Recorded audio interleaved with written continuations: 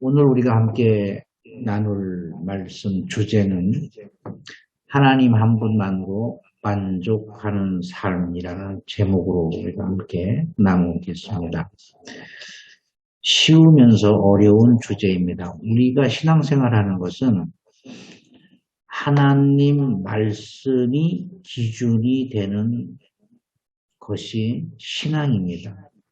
그러니까 우리가 교회를 택하고 하나님을 믿고 예수 그리스도 이름으로 세례를 받고 교회의 어떤 직분을 얻는 것은 우리가 가지고 있는 종교적 상식 또는 종교적 취향이 맞아서 그렇게 하는 것이 아니라 하나님 말씀에 의해서 하나님의 말씀에 따라서 우리가 세례를 받고 어떤 직분을 얻고 우리에게 맡겨진 사역을 감당하는 것입니다. 기준이 하나님 말씀입니다.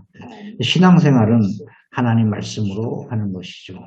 그래서 우리가 말씀에 기준하여서 우리의 삶을 비추어 볼 때 만약에 말씀으로부터 많이 벗어나 있으면 우리의 신앙은 병들어 있는 것이죠. 물론 우리는 옳은 삶을 살 수 있고 건전한 삶을 살 수 있고 도덕적인 삶을 살 수 있고 윤리적인 삶을 살 수 있지만 그것은 신앙으로부터 잘못되어 있는 것입니다.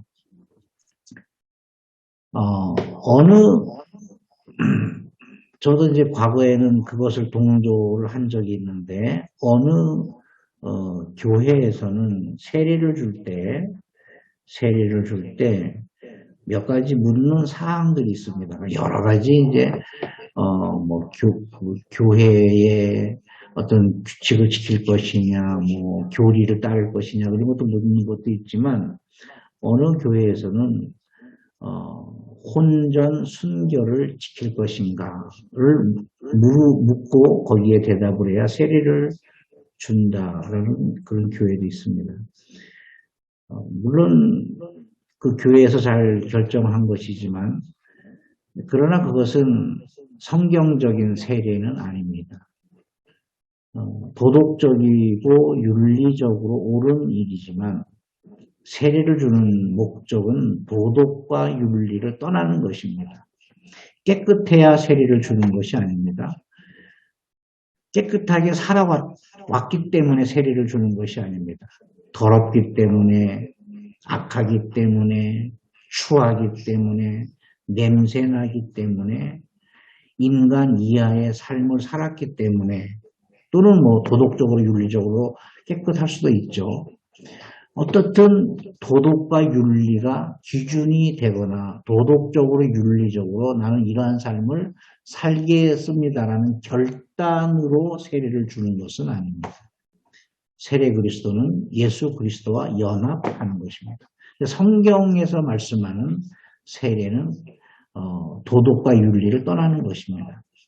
우리가 이제 신앙생활하는 것이 하나님 한 분만으로 만족하는 삶을 살겠습니다라는 고백을 하는 것이죠. 하나님께서 아브라함을 부르실 때 우리의 믿음의 조상 아브라함을 부르실 때 이제 너는 하나님 한 분만으로 만족한 삶을 살아야 된다. 그래서 최고로 발달된 도시 문화 문명을 떠나게 하셔서 척박한 가나안 땅으로 가게 했습니다. 오늘 이 말씀으로 과연 하나님 한 분만으로 만족하는 삶을 살아야 되는데 아담에게도 그렇게 명령하셨고 노아에게도 그렇게 명령하셨고 아브라함에게도 명령하셨고 다윗에게도 명령하셨고 모든 믿음의 선조들에게 다 이런 명령을 하셨습니다. 그래서 이런 명령을 받으면 이것을 실행할 수 있도록 훈련을 시키셨습니다. 모세는 40년간 광야에서 훈련을 받았습니다. 자, 그렇다면 우리가 스스로에게 우리가 질문을 해야 됩니다. 과연 우리가 이 선진 문명 최첨단 21세기를 살아가는 우리들에게 하나님 한 분으로 만족한 삶을 살 수 있을 것인가? 만족할 수 있는가? 물어야 됩니다. 빌립보서 4장 11절, 12절에 이렇게 말씀합니다. 빌립보서 4장 11절, 12절에 내가 궁핍함으로 말하는 것이 아니니라. 어떠한 형편이든지 나는 자족하기를 배웠노니 나는 비천에 처할 줄도 알고 풍부에 처할 줄도 알아. 모든 일, 곧 배부름과 배고픔과 풍부와 궁핍에도 처할 줄 아는 일체의 비결을 배웠노라. 굉장히 어려운 말씀입니다. 쉬운 말 같은데 사실 이 말씀을 우리들의 삶에서 실천하기는 굉장히 어렵습니다. 자족하기를 배웠다. 그래서 이것을 어떤 사회적으로 도덕적으로, 윤리적으로, 사회적으로 해석을 하면 비움, 낮아짐, 무소유 이런 개념으로 해석하면 잘못된 것입니다. 오늘 이 말씀을 통해서 과연 자족하는 게 무엇인가? 정말 내 인생을 내 인생이 만족스러운가? 하나님 함으로 만족할 수 있는가? 인간은 만족할 수 있는가? 이런 질문을 해봅니다. 신궁심불궁이란 말이 있습니다. 신궁심불궁. 몸은 궁해도 마음은 궁하지 않는다는 뜻입니다. 어려운 처지나 늙었다 할지라도 마음은 언제나 만족한다라는 의미입니다. 굉장히 어렵습니다. 신궁심불궁이라는 말입니다. 이것이 바로 빌립보 4장 11절, 12절 말씀과 상통하는 말씀입니다. 내가 궁핍함으로 말하는 것이 아니니라. 어떠한 형편이든지 나는 자족하기를 배우노니 나는 비천에 처할 줄도 알고 풍부에 처할 줄도 알아. 모든 일, 곧 배부름과 배고픔과 풍부와 궁핍에도 처할 줄 아는 일체의 비결을 배웠다. 자족하는 삶. 사도 바울은 나는 자족한다. 자족하는 삶이 뭘까요?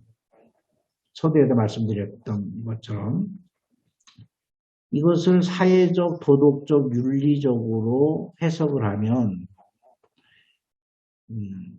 비우는 행위 또는 무소유라고 해석할 수가 있습니다. 그러나 그렇지 않습니다. 자족한다라는 것은 자족의 의미를 우리가 먼저 알아야 됩니다. 과연 자족이 뭘까요? 성경에서 말씀하는 자족이 뭘까요? 답이 이겁니다. 하나님 한 분만으로 살 수 있느냐. 이게 자족입니다. 그래서 하나님께서 택하신 백성들, 믿음의 선진들은 떠나게 했습니다. 익숙한 환경에서 떠나게 했습니다. 자기가 가장 잘할 수 있고 가장 힘을 쓸 수 있는 환경에서 떠나게 했습니다. 믿음의 조상 아브라함은 떠났습니다. 나그네 생활을 했습니다. 아브라함이 나그네 생활을 했습니다. 나그네 생활을 했다라는 얘기는 오늘날로 말하면 비자가 없었다라는 말입니다. 우리가 어느 나라에 들어가든지 필요한 것은 그 나라에서 주는, 그 나라에 살 수 있는 비자 아닙니까? 그것이 없이 아브라함은 나그네의 삶을 살았습니다. 그 나그네로 살으니까 법적인 보호를 받을 수가 없습니다. 법적인 보호를 받을 수가 없었기 때문에 아브라함의 아내를 2번이나 빼앗기는 그런 상황이 발생하기도 했습니다. 그런 어려운 상황 속에서 묻는 것이 있습니다.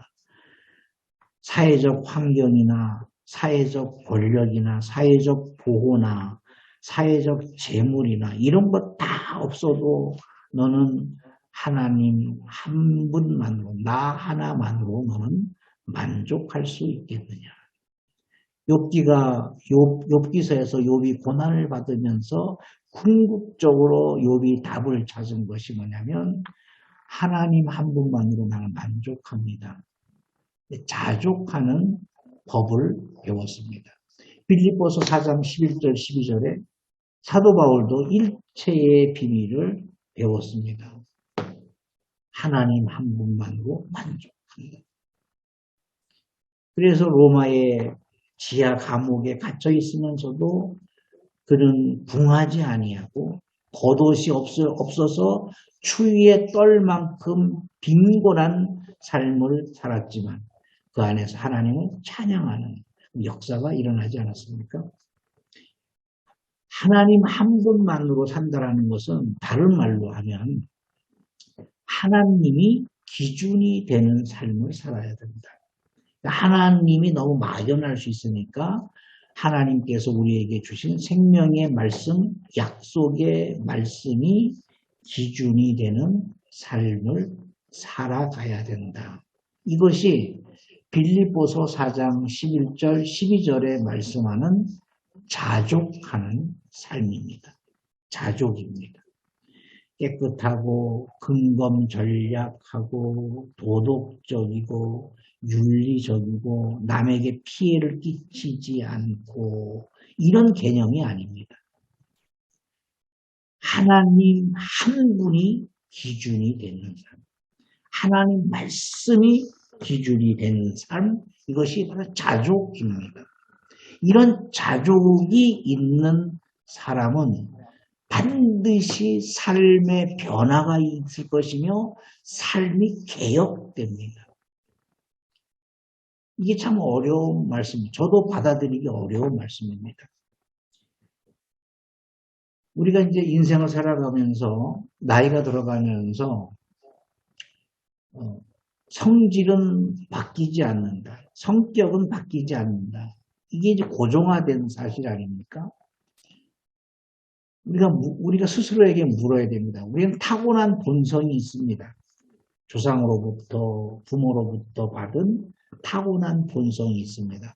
성격이 급하거나, 성격이 느리다거나, 타고난 본성이 있습니다.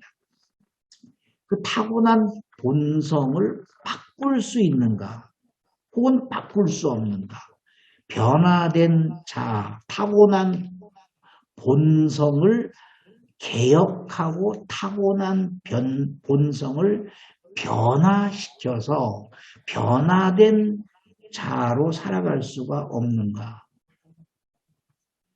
자족한다라는 것은 타고난 본성으로 사는 것이 아니라 하나님 한 분만으로 하나님 말씀이 기준이 되어서 그 말씀이 내 타고난 본성을 변화시키고 타고난 본성을 개혁시켜서 변화된 자, 다시 말해서 거듭난 자로 살아가는 상태가 뭐냐면 자족하는 삶입니다.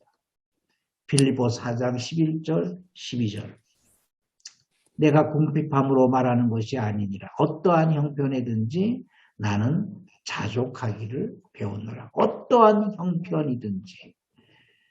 잘 나갈 때는 교만해지는 것이죠. 그러다가 실패하고 좌절할 때는 우리가 낮아지는 것이죠. 그런 것이 아니라 잘 나갈 때도 교만하는 것이 아니에요. 하나님이 기준이기 때문에 우리가 실패와 좌절을 빈곤에 처할 수도 있습니다. 그러나 우리가 좌절하지 않습니다. 왜냐하면 하나님이 기준이고 하나님 한 분으로 만족하는 삶, 변화된 삶, 개혁된 삶을 살기 때문에 그렇습니다. 이건 참 어려운 난제입니다. 해석하기 어려운 난제입니다. 여전히 변화되지 않는 삶으로서 신앙생활을 하고 있습니다. 제 자신이 그렇습니다. 물론 이제 많이 바뀌었죠. 많이 바뀌었지만 어떻든 우리가 신앙생활의 본질은 타고난 본성은 바뀐다라는 것입니다. 자, 인간은 만족할 수 있는가? 만족할 수 있는가? 만족할 수 있다라는 것은 자족하는 삶이어야만이 만족할 수가 있습니다. 자족하지 않고는 만족할 수가 없습니다. 만족할 수가 없습니다. 제가 한국에 있을 때 어느 한 교회에서 자동차를 이렇게 내어줬습니다. 차를 이렇게 주셨는데 너무 좋았어요. 그 차를 받아서 가지고 올 때, 와, 이렇게 좋은 차를 주셔서 너무 감사하다. 너무 황송하다. 너무 고맙다. 그래서 교회를 축복하고, 큰 교회도 아닌데, 목사님을 축복하고, 그래서 며칠을 타고 다녔습니다. 그래서 그 차를 이제 반납을 했어요. 반납을 했습니다. 병원도 다녀야 되니까 또 차가 필요해서, 이제 또 다른 교회에서 차를 또 내어주셨어요. 근데 거기는 거의 새 차를 내어주셨어요. 새 차를. 그 차를 타다 보니까 처음에 받았던 차는 굉장히 오래된 차입니다. 굉장히 오래된 차예요. 그리고 작은 차고 그 차에 대한 감사, 첫 번째 받았을 때의 차에 대한 감사, 감격이 사라지는 제 자신을 발견을 했습니다. 이게 우리가 삶에서 만족할 수가 없어요. 더 좋은 것, 더 높은 자리, 더 명예로운 자리, 더 맛있는 것, 점점 올라가는 것을 원하지 스스로 이렇게 내려가는 것은 정말 힘든 삶입니다. 자신을 바꾸지 않으면 불가능한 일입니다. 내가 타고난 성격대로, 저는 성격이 원래 급해요. 과연 거듭났을까요? 성격은 바뀌어야 됩니다. 이제 설명을 할 거예요. 자족한다라는 것은 하나님 한 분만이 기준이 되는 삶입니다. 본성은 타고나는 것이죠.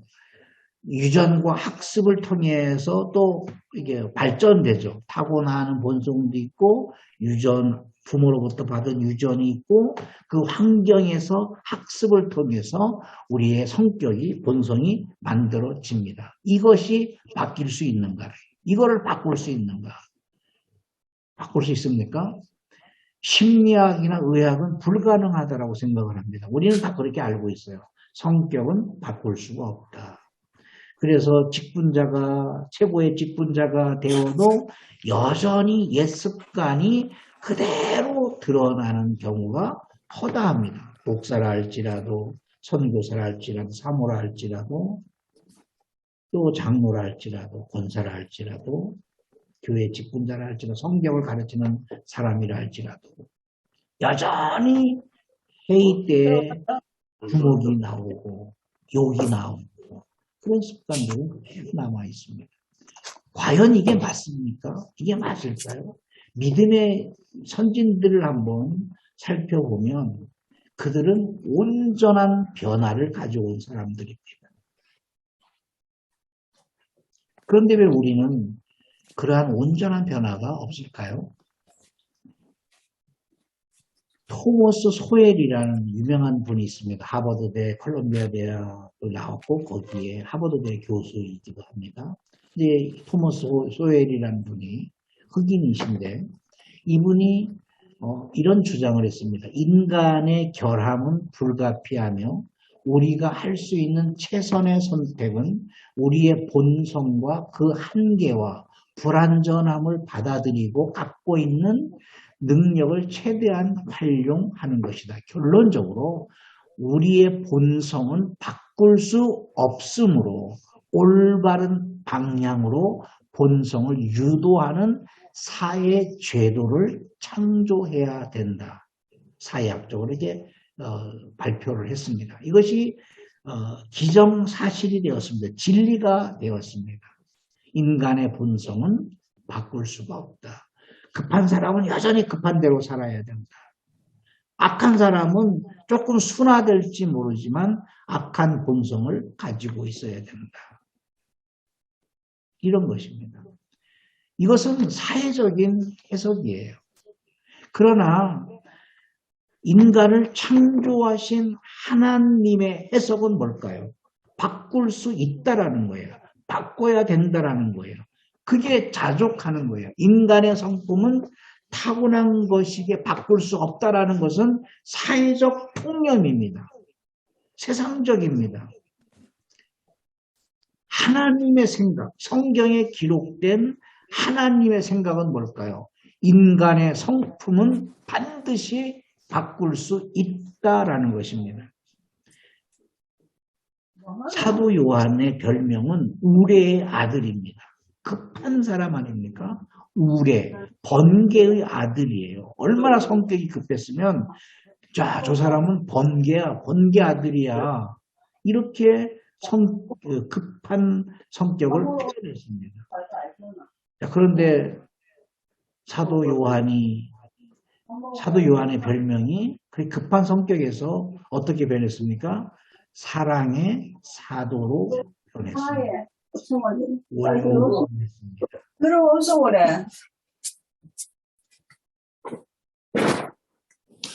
온유했으며 사랑이 충만했으며 급하지 않았습니다. 온전하게 성격이 변화되었습니다. 베드로도 그랬습니다. 모세도 그랬습니다. 아브라함도 그랬습니다. 하나님을 만난 모든 사람들은 바뀌었습니다.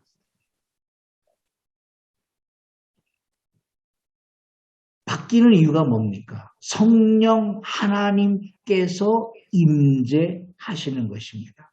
성령 하나님께서 내 안에 임재하셔서 나라는 인간, 나라는 존재, 내 육체, 내 마음 이것을 성전 삼으시기 때문에 우리가 바뀔 수밖에 없는 겁니다. 안 바뀐다라면 거짓말인 것이죠.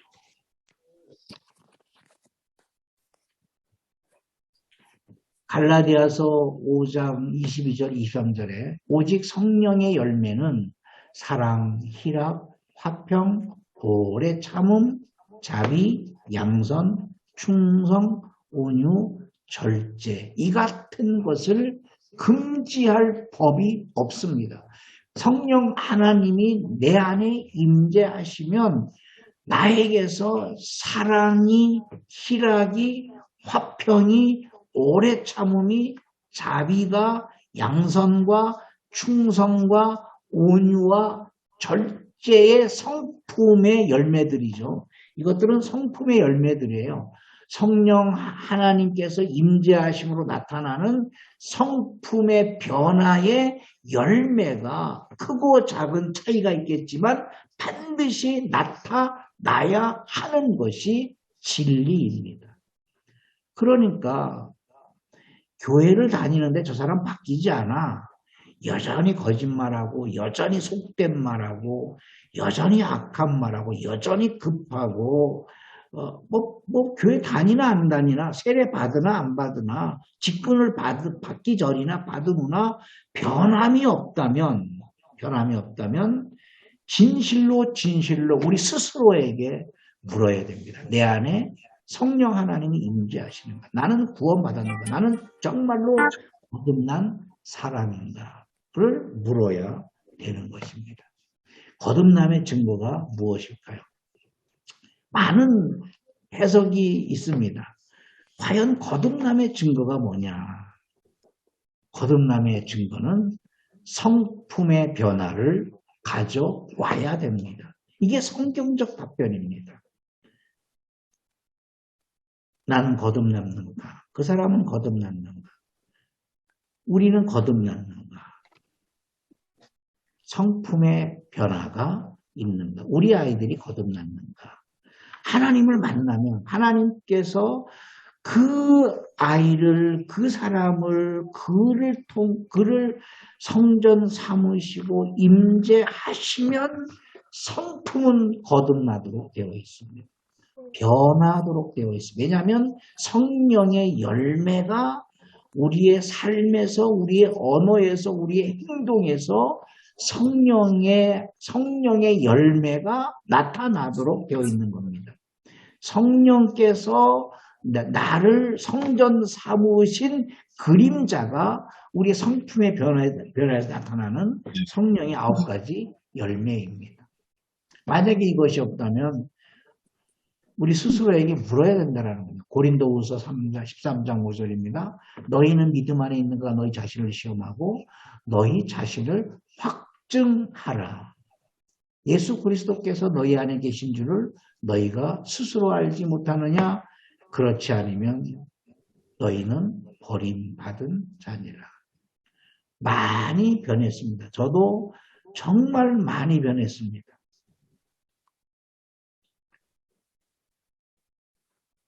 그러나 부족하죠. 냄새 나죠. 더럽죠. 먼지 나죠. 계속 변해가는 것이죠. 계속 변하다가 우리가 하나님 앞에 갈 때 이 땅을 떠나기 직전에 우리의 최고의 열매로서 하나님께 드려지는 겁니다.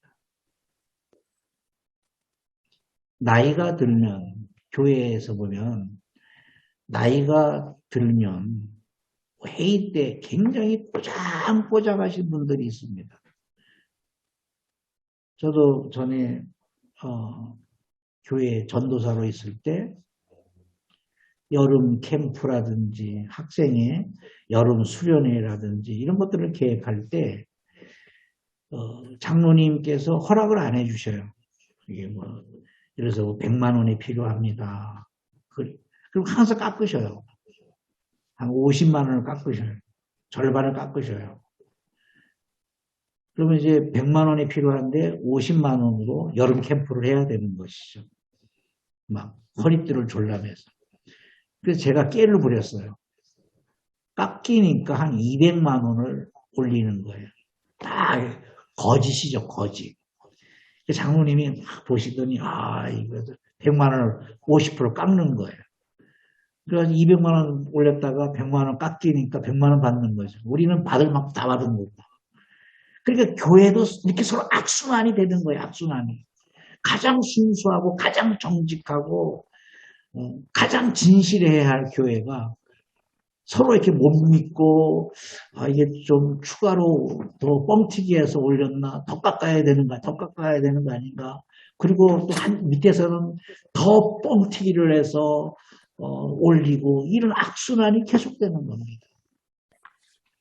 왜 그렇게 꼬장꼬장 할까요? 왜 그렇게 꼬장꼬장했을까요? 교회 어른들이 왜 꼬장꼬장했을까요? 제가 전도사 때 월급을 받는데 월급 받는 날이 그렇게 싫었어요. 왜 그렇게 잔소리를 하면서 월급을 주는지 모르겠어요.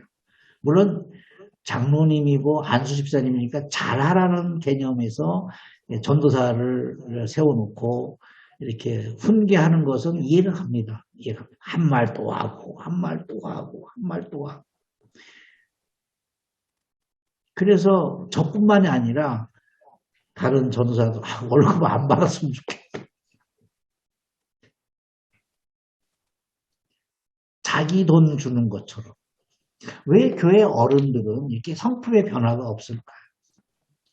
우리가 진실로 우리 스스로에게 물어야 됩니다.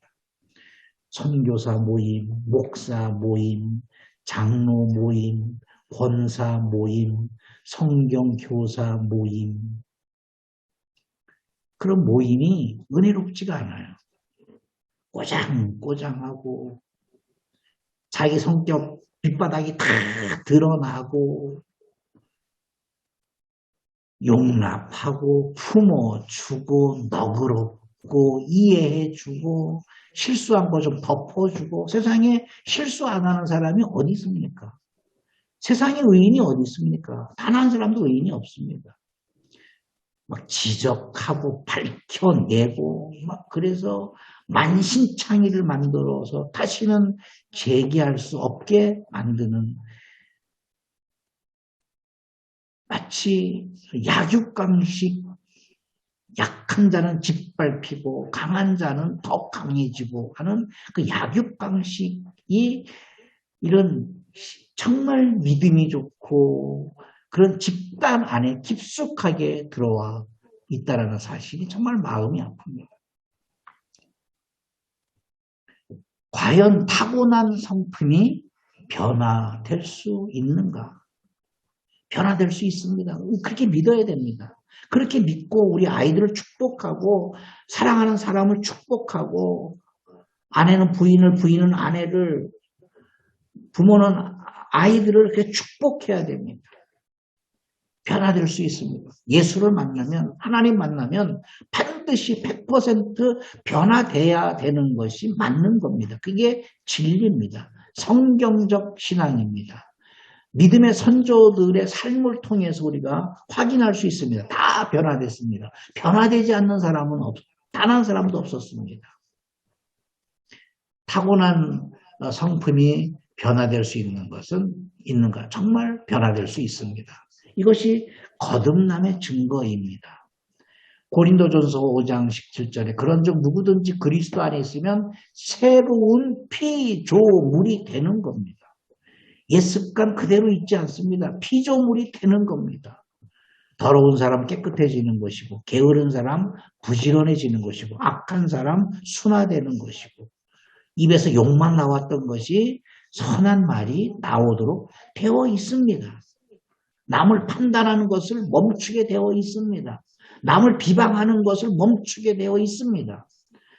축복하는 말이 나오도록 되어 있습니다. 왜냐하면 우리는 새로운 피조물이 된 것입니다. 이 피조물이 뭡니까? 하나님께서 다시 만드셨다라는 겁니다. 우리의 모습은 그대로 있지만 우리의 생각과 우리의 마음과 우리의 어떤 영적인 상태를 새롭게 하나님께서 창조 때처럼 빚으셨기 때문에 보라, 새 것이 이전 것은 옛 구습은 벗어지게 되었고 보라 새 것이 되었다라고 선포할 정도로 우리의 성품은 변화될 수 있습니다. 저는 이것을 믿습니다. 그래서 저도 성격이 좋지 않았고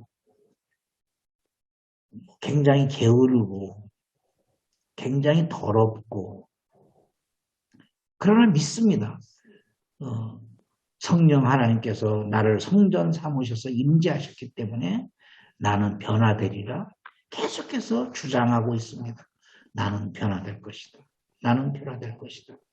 나는 더 아름다운 성령의 열매가 내 삶에서 맺혀질 것이다. 막 마음에 분노가 일어나죠. 화가 일어나죠. 그때도 주장하는 거예요. 나는 변화될 수 있다. 나는 변화될 수 있다. 왜냐하면 나는 하나님의 사람이고 하나님의 자녀고 나는 거듭났고 내 안에 성령 하나님께서 임재하시니까 나는 이 분노도 다스릴 수가 있다. 나는 우울증도 다스릴 수 있다. 저도 자꾸 우울해지죠. 우울증이 습관처럼 있는 전데 난 다스릴 수 있다는 거지. 다스릴 수 있다. 충분히 다스릴 수 있다라고 주장하는 것이죠. 그렇다면 우리 스스로가 왜 성품이 변화되지 않는가? 옛 습관 그대로 가지고 있는가? 고린도전서 3장 17절에 누구든지 하나님의 성전을 더럽히면 하나님이 그 사람을 멸하시리라. 하나님의 성전은 거룩하니 너희도 그러하니라. 우리가 하나님의 성전이 되었다는 것은 하나님이 나에게 지금 임재하셨다는 겁니다. 나에게 임재하셨다는 말은 다른 표현으로 하면 내 안에 또 다른 인격이 임재하셨다는 것입니다. 우리가 집에 손님이 아주 귀한 손님이 우리 집을 방문했습니다. 내 거실에 앉아 계십니다. 어려운 분이 아니라 그분은 나를 도와주러 오셨고 나와 함께 살기 위해 오신 하나님이십니다. 하나님이 내 거실 안에 안 들어오셨을 때는 내가 속옷 차림으로도 다니고 널브러져 있을 수도 있지만 하나님이 내가 언제 너희 집에 가겠다라고 약속을 하면 일단 일어나서 씻어야 됩니다. 정갈한 옷을 입고 집 정리도 해야 됩니다. 다른 인격이 내 공간 안으로 들어온다라는 증거입니다. 나에게 변화가 있는 것이죠. 분명한 변화가 있는 것이죠. 하나님은 보이지 않지만 실존하시는 하나님이시잖아요. 그 하나님이 하늘에서 나에게 말하는 것이 아니라 내 안에 내 비좁은 내 습성 안에 내 인격 안으로 들어오신다라는 겁니다. 좌정하신다라는 겁니다. 그러니까 내가 변화될 수밖에 없지 않겠습니까? 성령 하나님께서 임재하시는 것입니다. 그러면 성품의 변화가 나타나는 거예요. 그래 성품의 변화가 있기 때문에 만족한 삶을 살게 됩니다. 물론 없는 것이 더 많죠. 궁핍한 것이 더 많죠. 필요한 것이 더 많죠. 그러나 우리는 만족한 삶을 살 수가 있는 것입니다.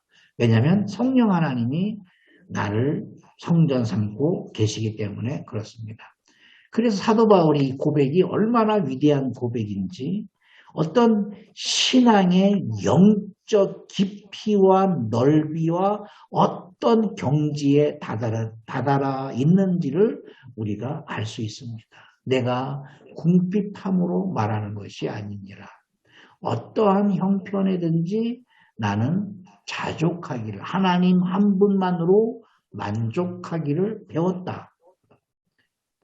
나는 비천에 처할 줄도 알고 풍부에 처할 줄도 알아. 모든 일, 곧 배부름과 배고픔과 풍부와 궁핍에도 처할 줄 아는 일체의 비결을 배웠노라. 어떻게 배웠습니까? 말씀을 통해서 배웠습니다. 말씀을 통해서 성령 하나님께서 임재하십니다. 그냥 그냥 어거지로 성령 하나님이 막 비집고 들어오시는 것이 아닙니다. 문 열어라, 문 부시고 막 들어오는 거 아닙니다. 우리가 마음의 문을 닫았을 때 성령 하나님은 안 들어오십니다. 계시록 3장 20절에 내가 문 밖에서 두드리노니, 두드리시는 거예요, 계속. 누구든지 내 음성을 듣고 문을 열어줘야. 문은 누가 열어줍니까? 하나님이 열 수도 있어요. 그러나 하나님이 절대 우리의 마음의 문을 열지 않습니다. 내가 문을 열어줘야 됩니다. 내가 일어나서 세수하고 머리 빗고 정갈하게 옷을 입고 널브러진 옷가지들을 정리하고 깨끗하게 해서 내가 일어나서 들어오십시오라고 영접을 하는 것입니다. 영접하는 자, 곧 그 이름을 믿는 자들에게는 하나님의 자녀가 되는데 믿습니다가 아닙니다. 영접을 하는 겁니다. 내 인격 안으로 내 비좁은 인격, 냄새나는 인격, 더러운 인격이지만 그 인격 안으로 하나님이 들어오시는 것입니다. 그것이 말씀을 통해서 들어오신다는 겁니다. 성령 하나님께서 임재하시면 나타나는 증거가 있습니다. 인품의 변화가 생깁니다. 그렇지 않습니까? 지금 우리 집에 손님이 와 계시는 거예요. 손님이 와 계시면 일단은 밥상이 힘들지만 달라지지 않습니까? 뭐 반찬이라도 하나 더 만들어 놔야 되고, 컵도 예쁜 컵도 전에는 막 종이컵에다 먹고 그냥 깨진 이 나간 컵에다 커피를 마시지만 손님이 왔을 때는 가장 좋은 커피잔에다가 커피를 대접을 하는 겁니다. 네. 인품의 변화가 일어나는 겁니다. 인품의 변화가 일어나는 것은 결국에는 내가 거듭났구나. 내가 하나님의 자녀구나. 하나님이 나를 택하셨구나. 하나님이 나를 성전 삼고 계시구나.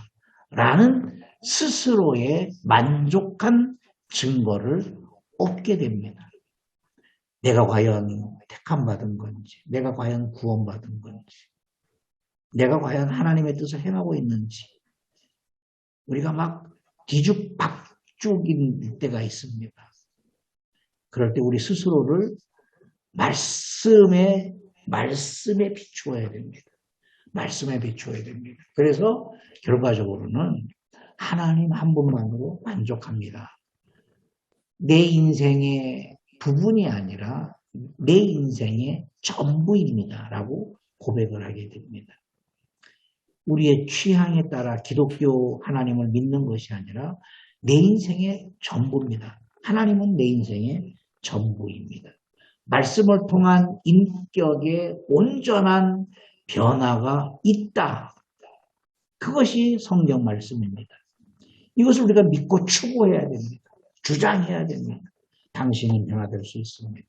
나는 변화될 수 있다. 나는 점점 더 변화될 것이다. 누군가가 우리에게 말할 수 있습니다. 목사가 왜 그래? 직분자가 왜 그래? 그럴 때 그렇습니다. 나는 전엔 더 악했습니다. 점점 더 하나님을 닮아갈 것입니다. 점점 더 주님을 닮아갈 것입니다. 기다려 주십시오. 기대해 주십시오. 이렇게 우리가 얘기해야 되고 권면해야 되고 또 상대를 그렇게 우리가 믿고 신뢰하고 따라 주어야 됩니다. 인격의 온전한 변화가 없는 이유가 뭘까요? 성경은 영적 기근을 당하고 있기 때문이다 라고 말합니다. 아모스 8장 11절에 주 여호와의 말씀이니라 보라 날이 이를지라 내가 기근을 땅에 보내리니 양식이 없어 주림이 아니며 물이 없어 가람이 아니요 여호와의 말씀을 듣지 못한 기갈이라. 아모스가 예언할 때 당시가 아모스의 직업은 목동이었고 뽕나무와 무화과 나무를 키우는 사람이었습니다. 배움이 없었던 사람입니다. 지극히 평범했던 사람입니다. 이 아모스가 지금 말하면 학벌도 없고 어떤 족보도 없고 어떤 재력도 없고 지극히 무명인 평범한 사람이었습니다. 이 평범한 사람이 여로보암 2세 때 예언을 한 겁니다. 여로보암 2세 때. 여로보암 2세 때의 상황이 어땠냐면 경제 대부흥이 있었던 시절입니다. 한번 생각해 보세요. 이름도 없는 아모스. 직업도 그렇게 좋은 직업이 아닌 아모스. 학벌도 없는 아모스. 정말 가난한 아모스예요. 근데 이 사람이 경제적 대부흥 시대에 기근이 온다 이런 예언을 한 겁니다. 이게 말이 됩니까? 이것을 누가 믿습니까? 이것을 누가 받아들입니까? 교회가 받아들일 수 있겠습니까? 교회는 막 부흥하는데 교회에 영적 기근이 올 것이다 라고 예언을 한 사람이 나온다 그러면 아마 그 사람 맞아 죽을 겁니다. 여로보암 2세 시대에 그런 상황이었습니다. 그리고 정치적으로 굉장히 안정된 상태입니다. 경제 이게 참 우리 나라가 추구하는 거 아닙니까? 모든 나라가 추구하는 거 아닙니까? 정치적으로 안정이 돼야 되고 경제적으로 부흥이 있어야 됩니다. 그래서 우리가 대통령 선거할 때도 그것에 초점 맞춰서 어떤 후보가 경제적 부흥을 가져올 것이냐, 정치적으로 안정을 시킬 것이냐, 그걸 보고 우리가 후보를 대통령을 뽑는 거 아닙니까? 이게 중점입니다. 중점입니다. 이러한 시대에 아모스가 뭘 예언했냐면 아모스 8장 11절에 기근이 올 것이다. 그런데 이 기근은 양식이 없어서 줄이는 것도 아니고 물이 없어서 가람이 아니라 영적 기근이 오는데 그 영적 기근이 뭐냐면 너희가 하나님의 말씀을 듣지 못한다. 하나님 말씀을 듣지 못해서 기근이 온다라는 것입니다. 자, 그러면 이 아모스 시대가 어떤 시대였냐면 여로보암 이 시대가 어떤 시대였냐면 경제 부흥과 정치적 안정을 일으키면서 성경 율법을 배우는 붐이 일어났던 시대입니다. 하나님을 떠난 그런 시대가 아니에요. 그런데 너희는 하나님 말씀을 듣지 못하고 있다. 이런 예언을 했습니다. 오늘 우리 시대입니다. 결론입니다. 이러한 시대에 우리는 풍요한 시대를 살고 있습니다. 더 좋은 것을 갖기 위해서 애를 쓰고 더 높은 자리를 오르기 위해서 우리가 기도하고 이제 그렇습니다. 자, 우리는 풍족합니다. 지금 풍족합니다. 저도 배가 너무 많이 나왔습니다. 배가 왜 나오겠습니까? 잘 먹으니까 배가 나오는 것이죠. 아마 성경 공부하는 모든 분들이 자기 체력에 만족, 체구에 하여튼 자기 몸매에 만족하시는 분은 없을 겁니다. 좀 살을 더 뺐으면 좋겠다. 근데 정말 살 빼는 것이 이게 힘든 일이 아닙니까? 그런데 이런 풍요의 시대에 영적 기근이 온다. 영적 기근이 왜 옵니까? 말씀을 종교적 교훈으로 타락했습니다. 말씀이 없는 게 아니에요. 예배 안 드리는 게 아니에요. 제사 안 드리는 것이 아니에요. 다 제사 드리고 예배하고 성경을 공부합니다. 율법을 공부했습니다. 문제는 뭐냐면 말씀을 윤리적으로 도덕적으로 해석을 했습니다. 이를테면 제가 서두에 말씀드린 것처럼 세례 받을 때 그 조항이 혼전 순교를 약속합니까? 라고 물었다라는 거예요. 세례 받을 때. 그래서 아멘으로 대답을 해야 되는 몇 가지들이 있는데 근데 참 좋은 것 아닙니까? 좋은 말 아닙니까? 권장해야 될 기독교 문화이기도 합니다. 그러나 세례의 의미는 아닙니다. 도덕과 윤리 또 어떤 때는 세례 줄 때 담배를 끊었습니까? 술을 금주했습니까? 먹지 않습니까? 저희 어렸을 때는 그렇게 세례를 준 것 같아요. 그래서 기억납니다. 권장할 만한 얘기잖아요. 세례 받으면서 담배도 끊고 술도 끊고 우리 문헌에 보면 평양에서 세례를 줄 때 그런 질문도 했답니다. 부인은 한 사람입니까? 이런 질문을 했답니다. 그 당시에는 이제 양반님들은 작은 부인들도 많이 두었지 않습니까? 물론 이게 권장할 만한 건데 세례의 기준은 아니라는 거예요. 무슨 말인지 가죠? 말씀을 종교적으로 교훈적으로 타락시킨 겁니다. 이게 굉장한 큰 죄입니다. 요한계시록에 1.1획도 더하거나 빼거나 하면 안 됩니다. 세례의 본질을 흐려버리는 거예요.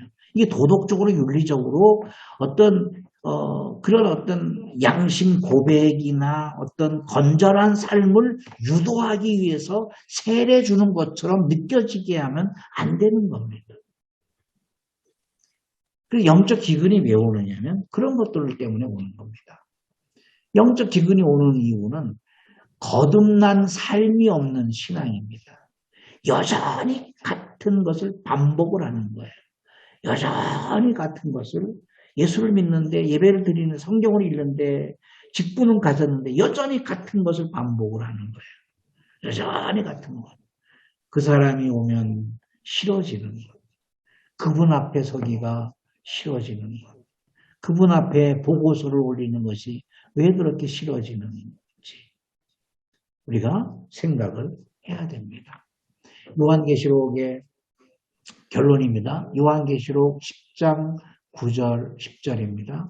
내가 천사에게 나아가 작은 두루마리를 달라 한즉 천사가 이르되 갖다 먹어버리라. 내 배에는 쓰나 내 입에는 뿔같이 달리라 하거늘 내가 천사의 손에서 작은 두루마리를 갖다 먹어버리니 내 입에는 뿔같이 달아 먹은 후에 내 배에서는 쓰게 되리라. 우리가 입에 달콤한 것은 어떤 기복적인 신앙을 뜻합니다.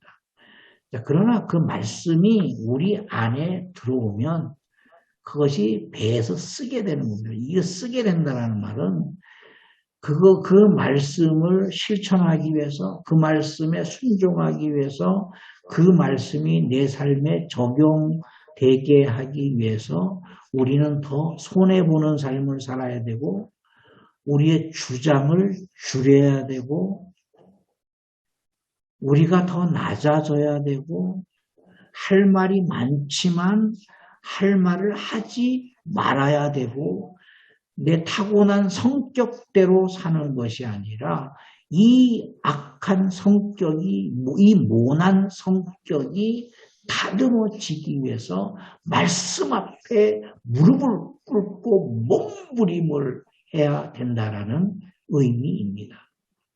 달콤한 것이 중요하지 않습니다. 오늘 너무 은혜 받았습니다. 그것이 중요하지 않습니다. 은혜 받은 것이 내 배에서 쓴 역할을 감당을 해야 된다는 겁니다. 우리가 알고 있는 믿음의 선조들 평탄한 길을 산 사람이 없습니다.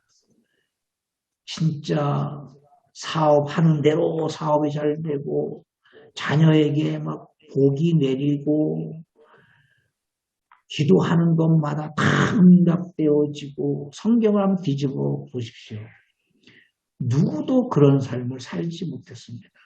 환난과 고난과 역경을 통과하면서 하나님의 사람으로 성품이 다듬어지고 깎아져서 하나님 닮은 사람으로 결국에는 하나님 앞에 가게 되는 것입니다. 사람은 변화되어야 됩니다. 저도 더 많이 변화될 것입니다.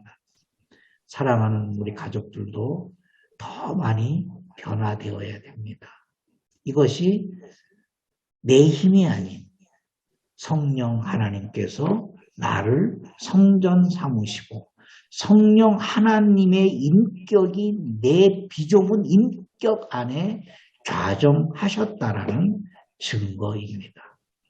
저와 여러분에게 성령의 9가지 열매, 인품의 열매가 주렁주렁 맺혀질 수 있기를 예수 이름으로 축복합니다.